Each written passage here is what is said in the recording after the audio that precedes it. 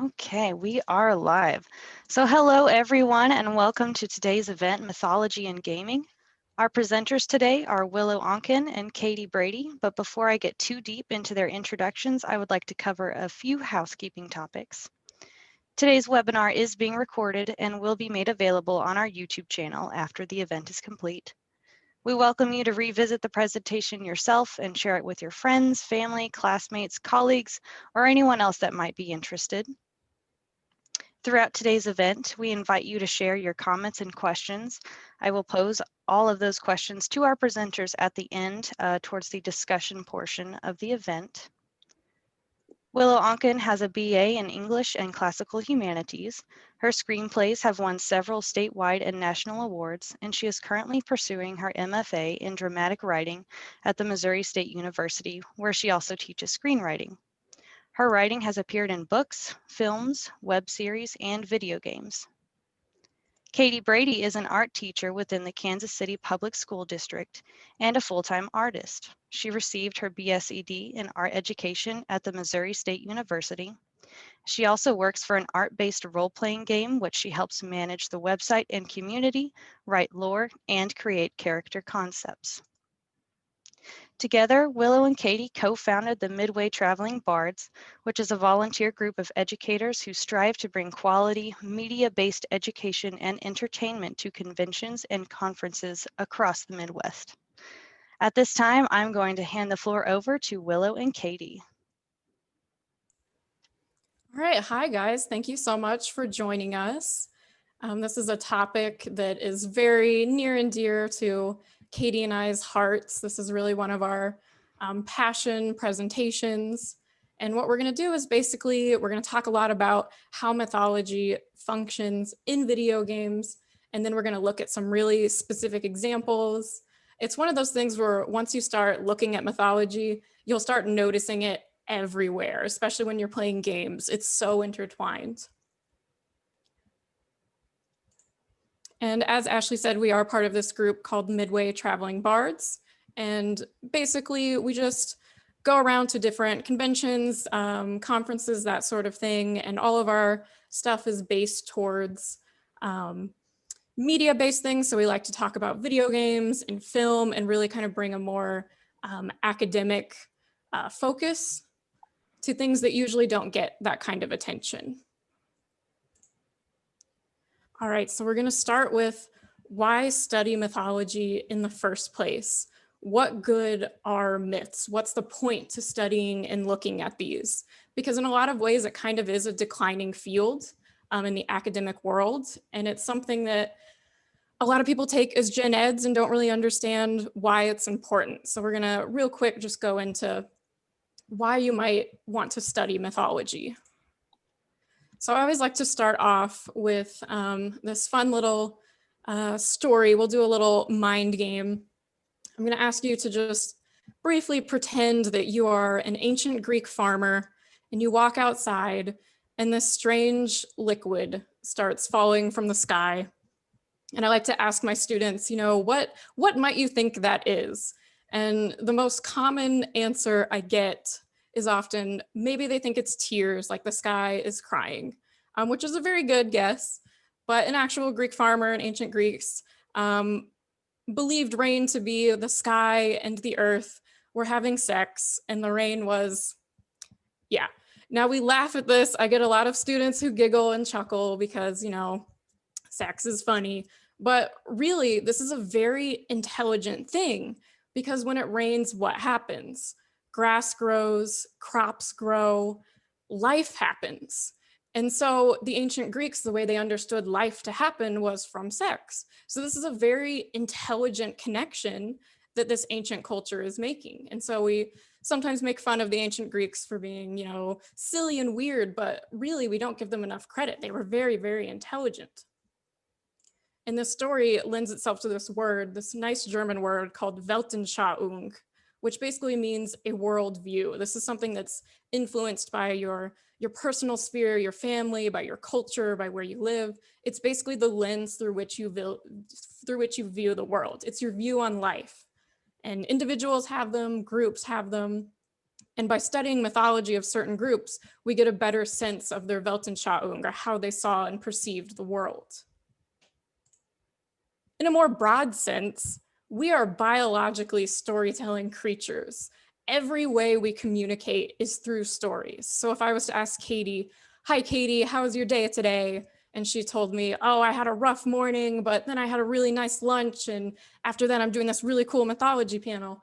She's conveying that to me through a story. I'm understanding it through a story. Even things like math, we understand from a story lens. So 7 minus 3 equals 4. Really what we're saying is there were 7 things, we took away 3, now they're 4. We still understand it as a story. And these myths influence our understanding and help shape our identity. We use them to frame our narratives. So there's these really familiar stories to us. So like Seabiscuit and the story of a rivalry and wanting to win a race, or the story of the ugly duckling. These are very familiar stories to all of us that a lot of us know as kids. And so if you superimpose them to political events or history or even science, it helps us understand and comprehend them. For example, if you search Bernie Sanders plus underdog, a ton of links come up because they're using that story frame to help their audience understand what is happening politically within that story. So we use myths and stories to frame our understanding of the world at large. So now we're going to get specifically myths in video games, and where do we even start with tackling that topic? So with this topic, we need to talk about what kind of video games we're actually even talking about here, because not every single kind of video game is going to have mythology intertwined in it.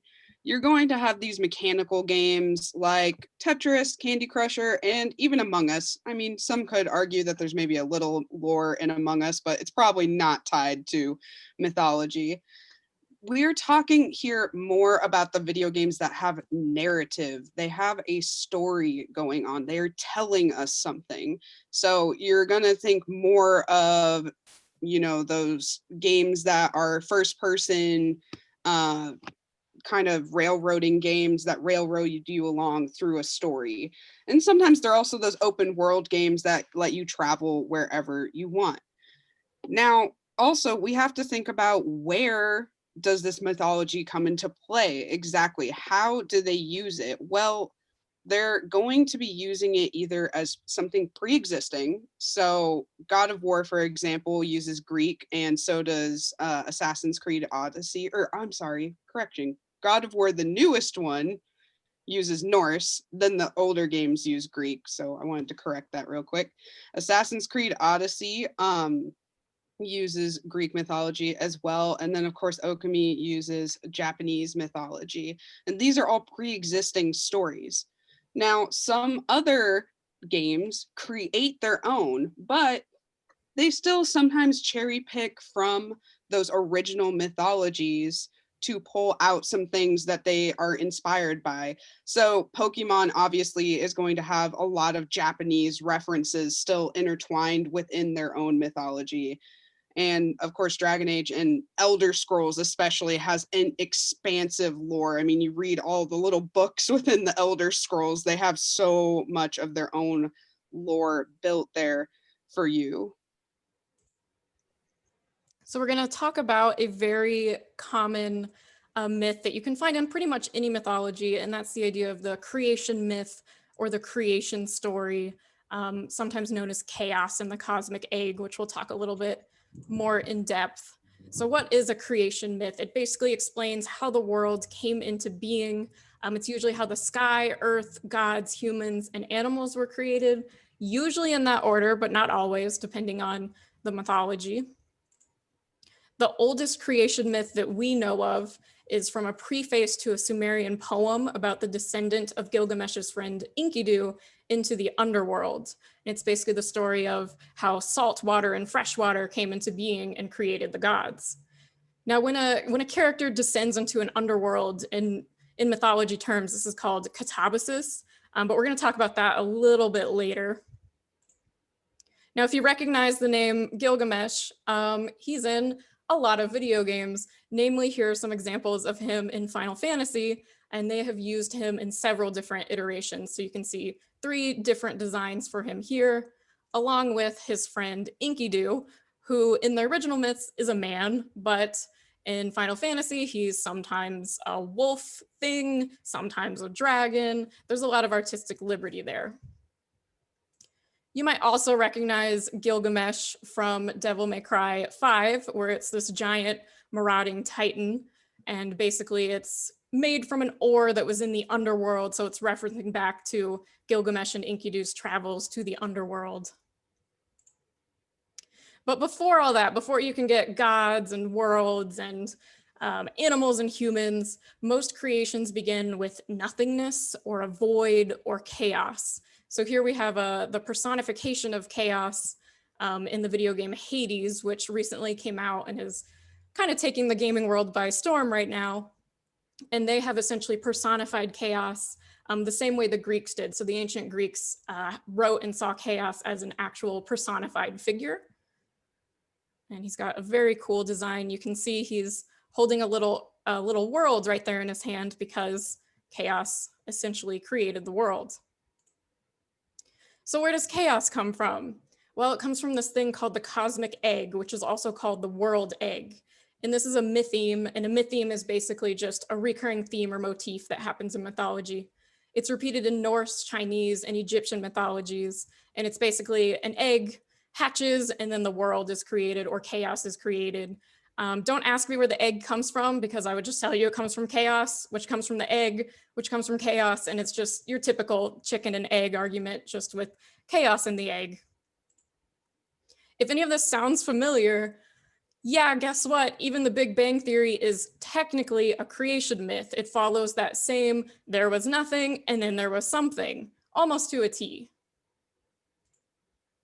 So we're going to look at some examples of creation myths in video games. Number 1, Pokemon. Very literally, first there was chaos and nothing, then a single egg, a literal egg, comes into being. Arceus hatches from the egg and creates the universe. And so this reindeer looking dude is Arceus. And you can see over here in some of the video games that we have the god of land creating the lands and then the god of the ocean creating the seas. So they went with a very literal, a Pokemon hatches from an egg. And if you've played the games, you know that that's inherent to the game. You can hatch different Pokemon and raise them. So it's really sticking to the story as well as relating to that specific myth theme. One that varies a little bit is from a video game, Moon Hunters. And in this creation myth, first there was chaos and nothingness.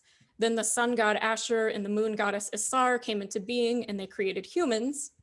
But the humans liked Isar more than Asher. And so Asher got jealous and he ended up killing Isar, and her body essentially became the rivers and the mountain and sky. And this is something that's very common in mythology. You actually see this in the Norse creation story in which Ymir, who was a giant, he was slain and his flesh became the earth, his blood became the sea. The mountains were made from his bones. So that is a very popular myth theme where a literal figure, either a god or a giant, their body becomes the earth that then we live on. And you can actually see this in the newest God of War, painted on the walls within the game. You can see the little creation myth with Ymir here, the giant. And speaking of gods, that is going to be our next major topic that we are going to talk about, as gods are typically in a lot of video games. So in some games like Final Fantasy, for example, it's one of our main examples we have shown here, gods will help you. You can actually summon the gods to help you in your quest when you are playing games. So sometimes they will help you, but in other games, like for example in Dragon Age 2, they like to give you those tests and they like to play games and they like to toy with you because they're gods. They can do whatever they want. So it kind of just depends on the goal of the narrative there, whether a god is going to help you, or of course they will also base it on pre-existing mythologies as well. Now in other video games, you are sometimes going to be playing a god yourself. So for example, in God of War, the whole series in general, you play as the god Kratos, and you're pretty powerful when you play as Kratos. And when in Okami, you actually also play as a goddess. You play Amaterasu, and that is, again, based off of Japanese mythology. But this also kind of begs the question, though, if you're playing as a god, if you're playing as someone that is all powerful, where is the conflict coming from? What is going to cause you to want to do anything, to go on a quest or help people? Well, you're going to have some kind of a conflict in the sense of there's going to have to be something just as powerful as you out there in the world. And so in games, they follow the rules of conflict, and there's going to be a powerful threat, which kind of leads into the idea that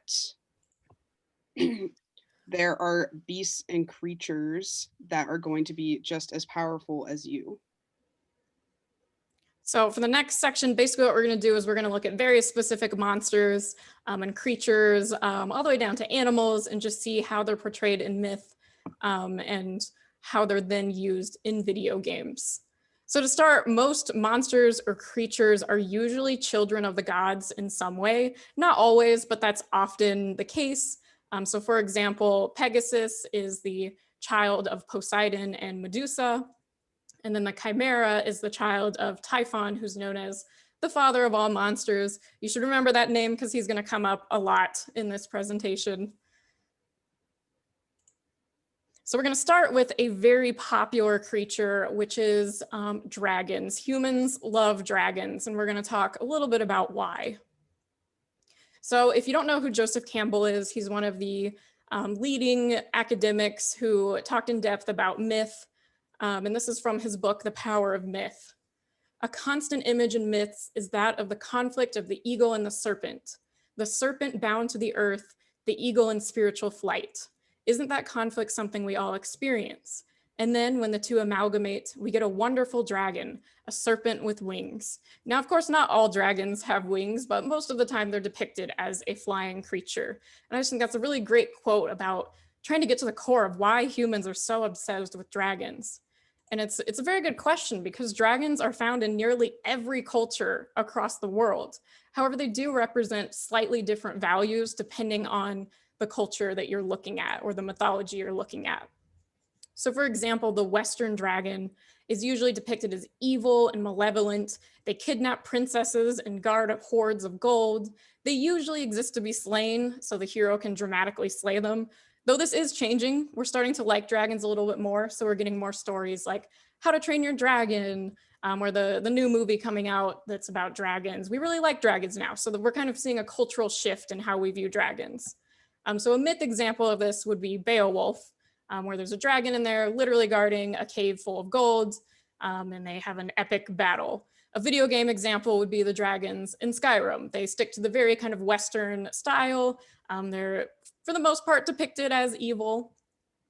Now, the Eastern dragon is seen as more auspicious and lucky. They represent strength and power. They're often a symbol of an emperor or hero. So a game example would be in Monster Hunter with the Mizusune. You get a more, you can even see just the design difference between dragons from two different cultures.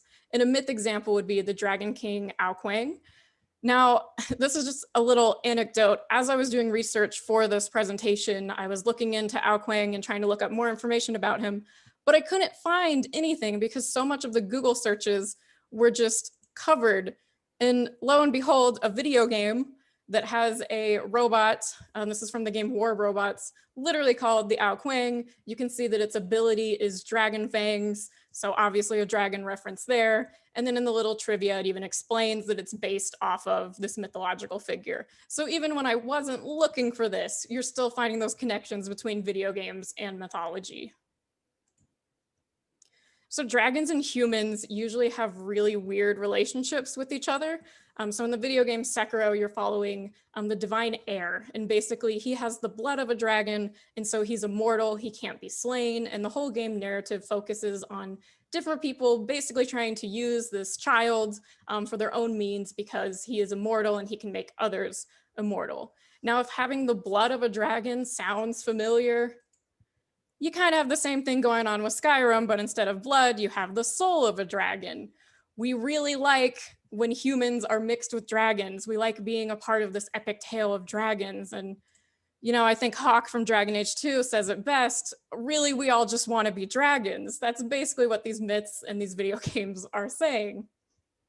But sadly, we cannot be dragons. But you know who can be dragons? Carps. Carps can become dragons. So there is actually a Chinese legend about carps becoming dragons. So not necessarily that all dragons come from carps, but carps can become them if a carp successfully makes the jump when they are going upstream. They have to be brave enough and they will transform into a dragon. Now, again, if this sounds really familiar to a certain video game, it's Magikarp. It's Magikarp. Magikarp turns into Gyarados. Once you evolve it enough, of course, if you have any Pokemon fans out there, you know you have to love Magikarp a very long time to get it to evolve into Gyarados.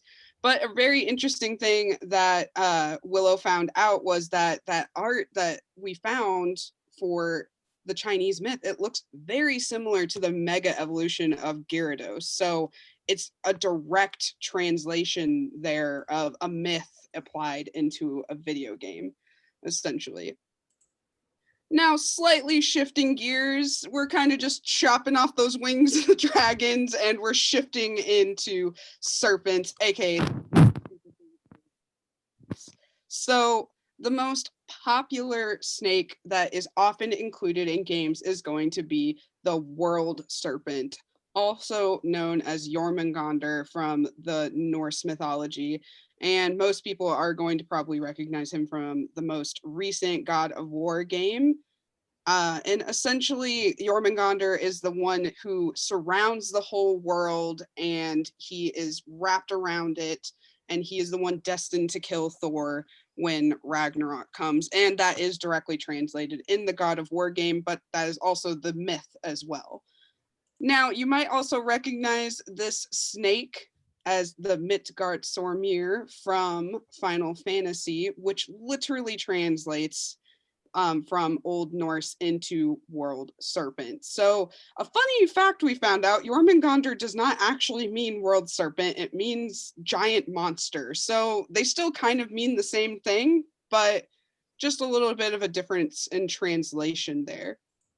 And often these giant serpents are a very big representation of something called Ouroboros, which Willow is going to have the pleasure of explaining.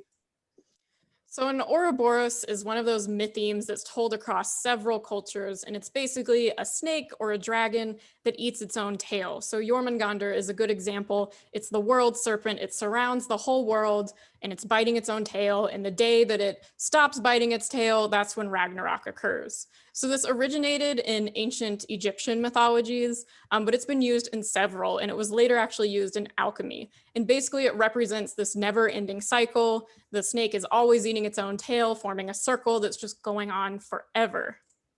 Now, if you're interested in this kind of thing, there is a book that we teach here at Missouri State in our mythology classes called The Cosmic Serpent by Jeremy Narby, and it's this very wild but interesting book that investigates the connections between shamanism in South America and molecular biology, particularly regarding snake motifs. So there's this weird connection between human biology and how our DNA is shaped like snakes. And when we are under hallucinogenic drugs, a lot of times we see snakes, and it's kind of discovering this, trying to extrapolate why humans are so closely connected to snakes. It's kind of a wild read, but if you're more interested on like the science side of mythology, it's a really interesting book if you want to check that out.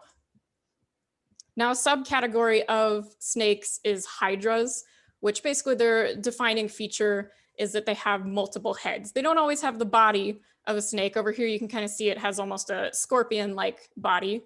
The most famous one is the Lernaean Hydra of ancient Greek myths. She is the daughter of Typhon in the original text. She's referred to using feminine pronouns. So there's a fun fact for you. The big scary Hydra is a lady in the original text, and she's the daughter of Typhon. Again, he's considered the father of all monsters. Pretty much if there's a monster in Greek mythology, you've got a 90% chance of it being an offspring of Typhon. Now, some other examples of Hydras in video games, we have in the game Hades, They literally have the Lernian Hydra that you can fight as one of the bosses.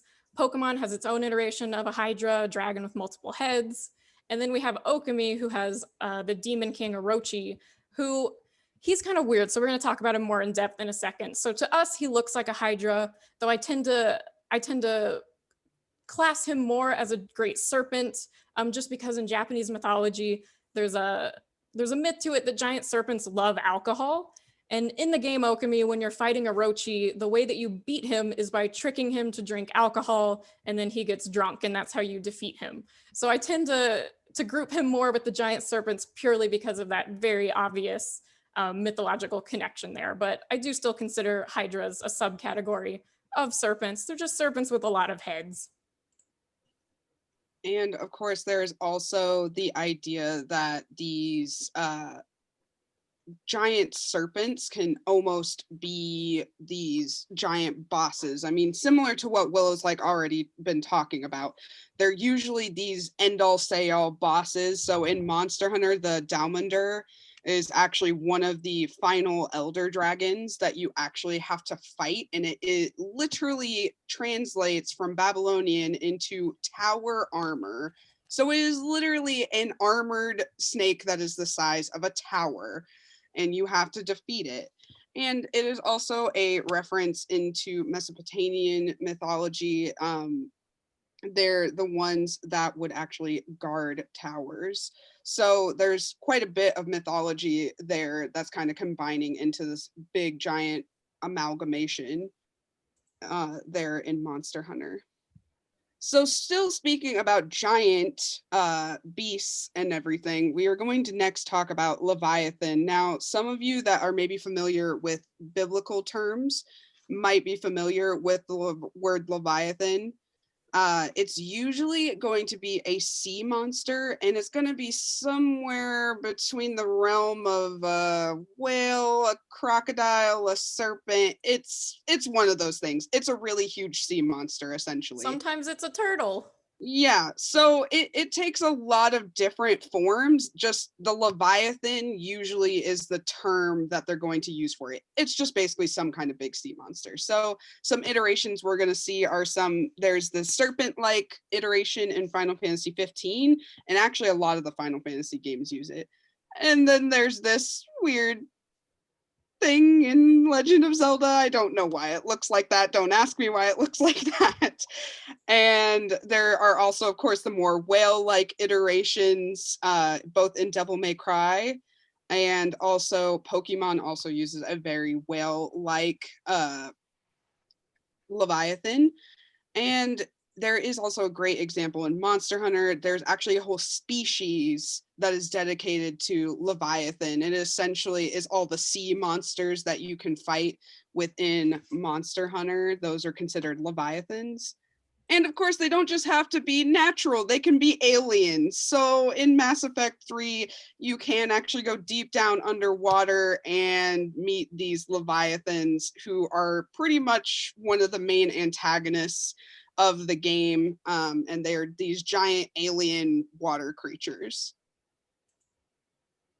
So an interesting, or one of my favorite depictions of Leviathan is this creature called the Fastitocalon, which we find in Anglo-Saxon texts. So they're epic poems and stories. We hear these stories of this giant whale-like creature that disguises itself as an island. And when the sailors climb on it to camp for the night, the whale dives down and drags them into the sea and drags them down into hell. It's this very terrifying monster in multiple texts of this Leviathan-like, whale-like creature. And so that begs the question, why are whales so terrifying to humans? And well, first of all, they have large brains. Besides having large bodies, they're just very big. They're intelligent. They don't have scales. It's something that might be considered by Anglo-Saxon as a fish, and yet it has no scales. It's got this creepy, smooth skin. They sing songs, they're really loud, and they emit sweet scents in this greasy substance called ambergris, which can occasionally be mixed with different blood and pieces of fish. It's just really gross. So this is an excerpt from an essay called The Anglo-Saxon Whale, a Denizen of Hell. And it reads, to set the scene, our Anglo-Saxon seafarer, perhaps in a small rowboat, would have seen this swimming alongside their comparatively tiny boat. A giant, smooth-skinned, 52-foot-long beast with massive jaws and fangs, casting out a greasy, potentially blood-infused substance from its mouth, crying out in a melodious, enchanting song. It is not difficult to imagine why such a creature would immediately be considered demonic by the seafarer. That's probably pretty scary if you encounter it out in the middle of the ocean. And a couple games actually use the name Fastitocalon in their creatures. So Final Fantasy is one that actually uses that name. It's also a creature in the Lord of the Rings mythology and lore, if you're interested in that, though not technically a video game. Now, this is a really short video that's one of my favorite iterations of Leviathans or Fastitocalon, or basically giant whales. And this is from Monster Hunter Tri. This is the ecology video of a creature called the JHEN MOHRAN. So we'll take a look at that real quick.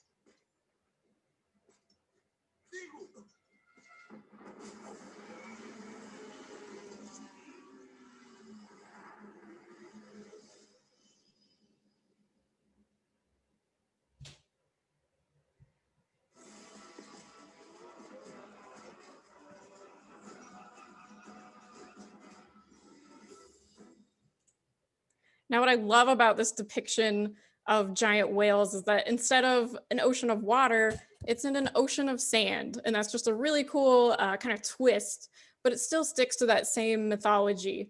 Because in the game, when you're fighting this giant JHEN MOHRAN, how you fight it is you actually leap onto its back to attack it, which is very similar to the Leviathan myths of giant whales pretending to be islands and people leaping onto their backs. So even though it's got a difference in the environment, it's still sticking to those myths in a really fun, creative way. All right, so we're gonna shed our scales and sea creature hides for fur now, and we're gonna dive into wolves and werewolves and some other fuzzy friends. So wolves in mythology, they're common in mythology throughout Eurasia and North America, which is basically where wolves exist in the wild. So it makes sense that if they exist there, we're likely going to have mythology about them. Now, wolves are usually either very, very good or very, very evil. There's not much of an in-between. So one popular story is the tale of Romulus and Remus, the original ancient Rome founding story. They were suckled from a she-wolf, so obviously a good depiction of a wolf. And then in Norse mythology, you get Fenrir or Fenris, who is the monster child of Loki, and he's destined to kill Odin during Ragnarok. Not to be confused with Dragon Age Fenris, who is called that because he was referred to as a little wolf, so a connection there of wolves and mythology. Now, Odin also had two wolf companions, Freki and Geri, who were considered good omens. So within the same mythology, you have very bad wolves and very good wolves. They're kind of a wild card when it comes to, do we consider them good or bad? Now, some examples of wolves in video games. Of course, we have Sif from Dark Souls. We've got Diamond Dog, who, even though it's called Diamond Dog, it's a wolf. The newest Pokemon game has some legendary wolf Pokemon. Okami, of course, Amaterasu. Wolf from Star Fox. You know, I see these and all I can think of is, why do we keep giving the wolves weapons? I mean, they've got swords, they've got knives. I don't know what our obsession is with giving wolves weapons. Maybe we just think it looks really cool. I'm not sure. And now shifting from just wolves, we're going to also look at the idea of wolf and man combined together into the amalgamation that is werewolves. Now, this is a common myth theme that is found all over the world, and usually they're referred to as shapeshifters rather than werewolves because they aren't necessarily always wolves when they transform. But werewolves do happen to be just one of the most popular iterations that are found all over the world again. So in the Western world, I would say they're probably a little bit more popular than other places, but we do have an obsession with them. And it has a very interesting origin in mythology. So the Greek king Lycaon of Arcadia, he thought he was better than the gods. So he decided, what should I do to prove that I'm better than the gods? Well, in fact, I'm going to chop up my children and try to feed them to the gods to see if the gods will actually eat the meat of my children. Well, the gods come down and they sit at this table and King Lycaon serves this meat and they immediately know that it is his children. And for this, offense to the gods for trying to prove that he is better than them, they instantly turn him into a wolf for trying to fend off his children as dining. And this is the origin of lycan, which is also often used as a synonym for werewolves, which also ties to the word lycanthropy. And within Norse mythology, you also see the Norse berserkers, which they actually wore wolf pelts, or they would just kind of adorn them. And similar to wolves, they would fight very fiercely, almost trance-like, when they would berserk. Now, some examples of werewolves within video games. Of course, there's The Wolf Among Us. There's Skyrim. You can actually be a werewolf in Skyrim. The Order is one where you fight werewolves. Castlevania. And you also have The Witcher, where you fight quite a few different kinds of creatures. Legend of Zelda, another example where you can actually be a werewolf. And there's a really interesting example within Okami. There's actually a whole village, technically, of canine people. So of werewolves. They aren't all necessarily wolves, but they're at least canine. So still fit under the term of werewolf. This whole presentation is just us telling you to go play Okami because it's a fantastic game and it has so much mythology in it. It's great. So moving on from wolves, we're going to talk about foxes now. And the fox is common in European, East Asian, and North American folklore. So again, a lot of places you find foxes, you also find their mythology. They're usually a figure of cunning or trickery, or as a familiar animal possessed of magical powers. So you probably recognize Red from Animal Crossing, an infamous fox who likes to trick and deceive you. He's essentially a con man, conning you out of all those hard-earned bells. And a lot of our words originate from this too. So to outfox someone means to beat in a competition of wits, similar to outguess, outsmart, and outwit. The word shenanigan is considered to be derived from the Irish expression shanahoim, meaning I play the fox. So a lot of these words we have in connection with trickery and being cunning relate directly back to foxes. Now they're also considered the trickster, and they sometimes take on the role of a seductress, seducing unsuspecting victims. Just consider the connotation of the word vixen. It usually means an attractive woman. So my favorite example of a wolf or a fox being a seductress is in Moon Hunters, where it's a randomly generated game, and one of the encounters you can get is this fox a handsome man will approach your camp, in the night. And if you kiss him, he turns into a fox, and the fox just laughs at you and then follows you around for the rest of the game. So it's a really fun depiction of this, both a trickster and a seductress in one. Now, foxes can also be close to godlike in their power, and these are where nine-tailed foxes come in, and they are also called kitsune, which they are closely associated with a god in Japanese culture named Inari, which they are a spirit. Essentially, the foxes serve as the messengers for Inari.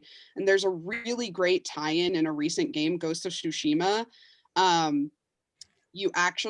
main character can follow these foxes to go to these temples of Inari. So they quite literally act as the messenger of leading you to these Inari temples, which in the game context, it gives you level ups.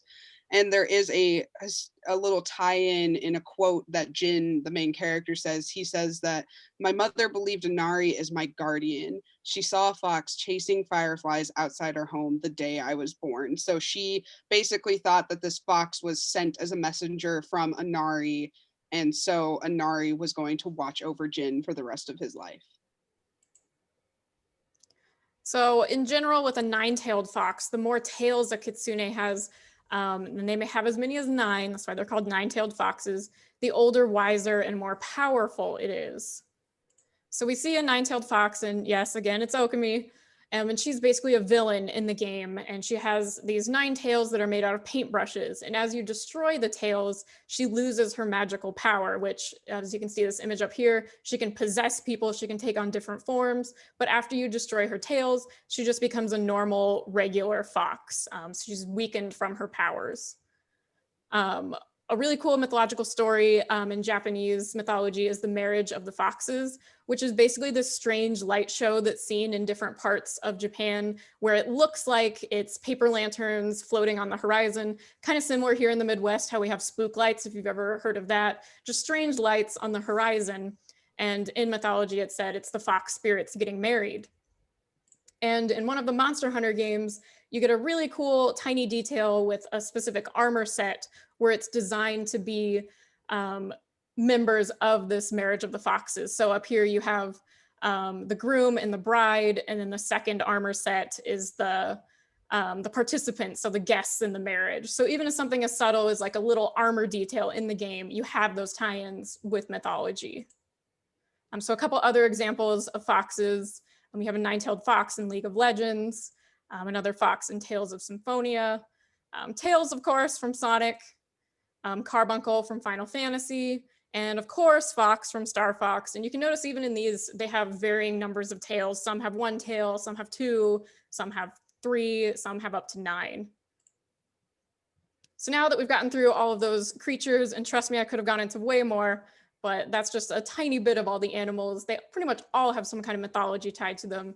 We're gonna get down into like story structure and talk about the monomyth, so the hero's journey and Katabasis.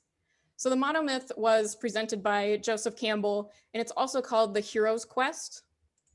It's common, especially in folklore and mythology. Some people argue it applies to every story ever, but of course there are others who say, no, it's not the case. It is a very Western, classical depiction, so it is biased in those ways that it's mostly focused on Western mythology. The too long didn't read is that a hero is called to an adventure, wins a difficult victory, and then comes home transformed in some way. If that sounds familiar, you might recognize this from high school. This is the story chart, basically how stories work. You have your exposition, a rising action, climax, falling action, resolution, and a lot of the ways they're very similar. Now, another way we can look at stories is through a katabasis, which I mentioned earlier. It's a descent to the underworld. A hero or an upper world deity journeys to the underworld or land of the dead and returns often with more knowledge or greater power. And this ability to go into the underworld and come back out unharmed marks them as an exceptional hero. The most famous of which is Odysseus in the Odyssey. He journeyed down to the underworld where he met Achilles, and this is Achilles in the game Hades, where Achilles famously said that he would rather be the lowliest servant of the lowliest farmer than king of all the dead. And that gives us a very insightful look into how the ancient Greeks viewed life after death in their culture. So a lot of these, we have them all right here. They're all very similar. They're showing the cyclical patterns of stories. The normal world, something happens, then you have a set of a new normal, and the cycle just continues on and on. What's another cycle that continues on and on? Here we're back again at the Ouroboros. It's just this continuation of cycles in storytelling. And keep in mind when we learn these myths, originally, way back when, we told these stories over and over. They changed over time between who was telling them, but they were retold and continuous, and a lot of them we still have and see today. So why does it matter? Why are we sitting here talking about mythology in video games? I promise I'm not just cherry picking a ton of stuff just to show you. But basically, video games are literature. There's this stigma that video games are mindless and unimportant and they don't teach anything. While it's true that some games are just for entertainment, to play on your phone while you're waiting at the airport or whatever, I hope this little presentation has at least shown you a few examples that show that video games are really just as complex and engaging as other forms in literature. They often draw from other forms of literature, such as mythology. And also, like it or not, technology has changed. We don't really sit around campfires telling mythological stories to each other anymore. What do? We sit together on the couch in front of the TV, we watch films and shows, and we play video games. And really, these are just another way of preserving and retelling these myths. We learn a lot from mythology. It helps us become who we are as people. We learn how to be a good person. We learn how to be a hero. We learn the difference between good versus evil.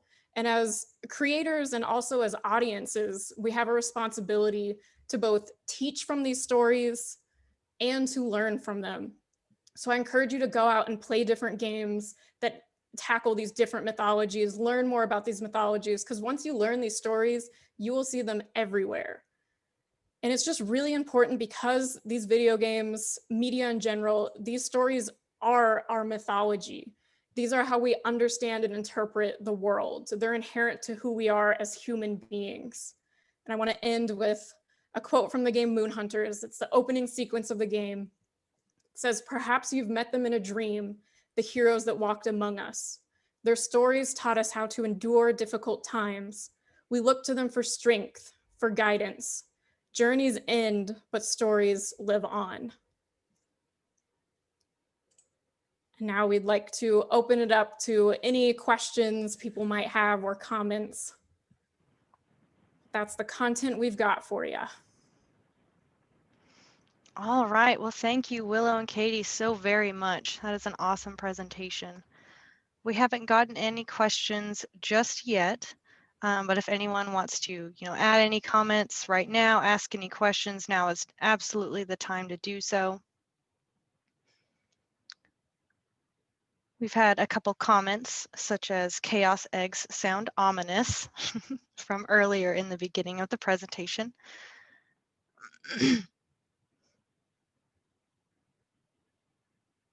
Yeah, the chaos egg is really another example of how human beings understand life, because how did people and beings come into being? Well, where do we know life comes from? Hatches from eggs. So when you think about it, it totally makes sense. Yeah, I thought that was a great topic.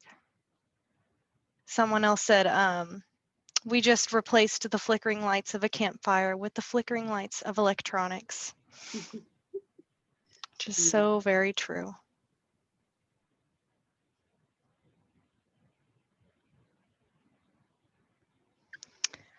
I had a question about where we're posting this video. The video will be available on our YouTube probably within a few days, up to a week maybe. You can rewatch it immediately after on our Facebook page.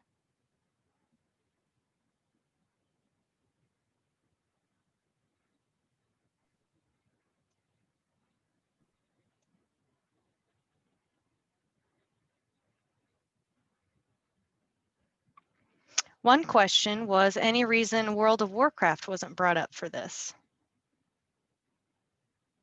I will say personally, I am not super familiar with it, and I don't believe that Willow is also super familiar with it. To be honest, for the most part, we stuck with games we're at least semi-familiar with because we don't want to get those really deep questions, and not be able to answer them. But of course, like we mentioned, so many video games use mythology. So I'm sure World of Warcraft has a lot of, I do know it's a big MMO, so I'm sure it has a lot of its own mythology. So it's an example of one of those games that's going to have its own mythology, probably based on a lot of pre-existing mythologies. Yeah, and I mean, I challenge you to boot up any video game, any narrative video game you've got, and I guarantee you can find some sort of mythology reference, be it in the armor descriptions, the enemy names, sometimes the character names. You can look into the origin of words, and a lot of time it's connected to some sort of mythology. And if you want me to be really annoying about it, a lot of the story structure is the same repeating patterns, like I said, that we see in mythology. So in a way, I really talked about every video game.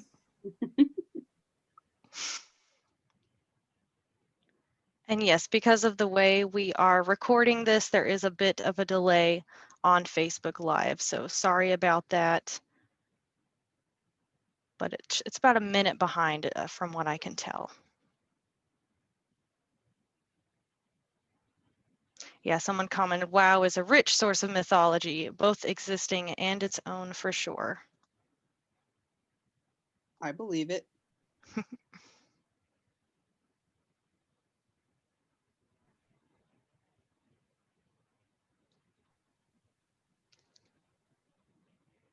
Not to get too meta or anything, but it's just too much for me to subscribe to a video game. That's the only reason I'm not super familiar with it. Here's a question. Do you think it's more relevant in RPGs than other types of video games, or are there other types of video games that are more mythology based?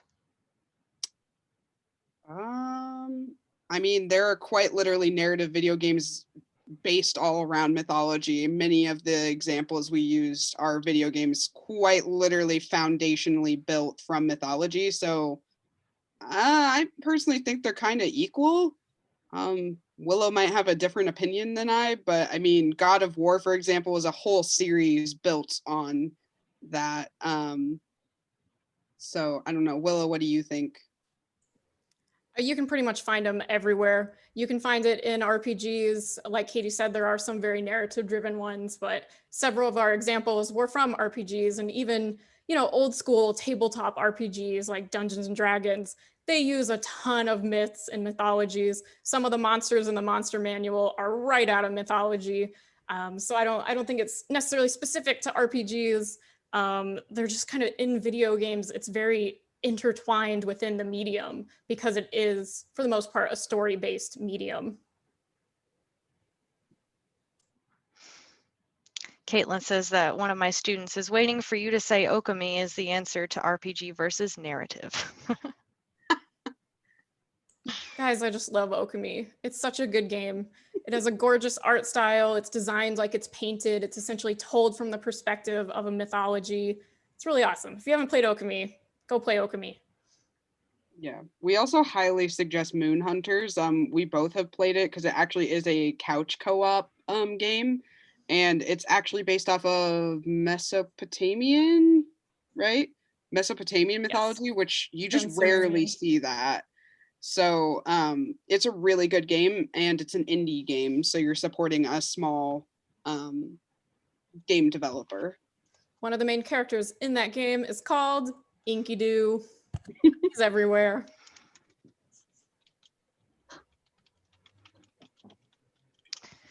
And while we give a few more minutes for final questions, I am going to drop our event survey link into the comments section. If you really enjoyed this event, would like us to do something else like it, please let us know. Regardless, please fill that out so we have an idea of what you guys would like to see from us in the future.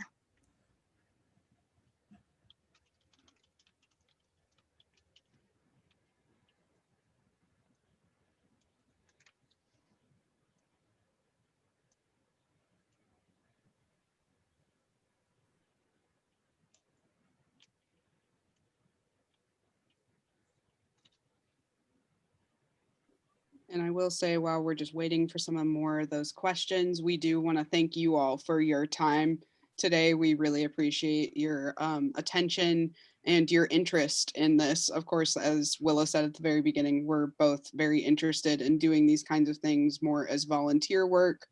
And it's just something we really enjoy doing. So we were really happy to do this. Well, I know that us at RSULibraries really appreciate your guys' time and participation today. What an awesome presentation, and something we don't get to talk about very often, even though it is a big hobby for a lot of us, whether it is just Candy Crush on your phone, or if you're, spending, I don't even want to say an hour amount into some of those video games. I know I'm one of those. So we really appreciate it today.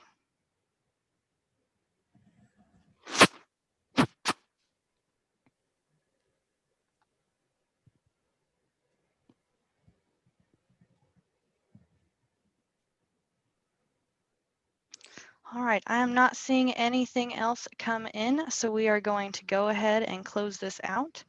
That form should be available in the comments section. The rewatch will be available on Facebook immediately, and we will have the full video with a transcript on our YouTube shortly. So thank you all. Have a wonderful rest of your evening and stay warm and dry.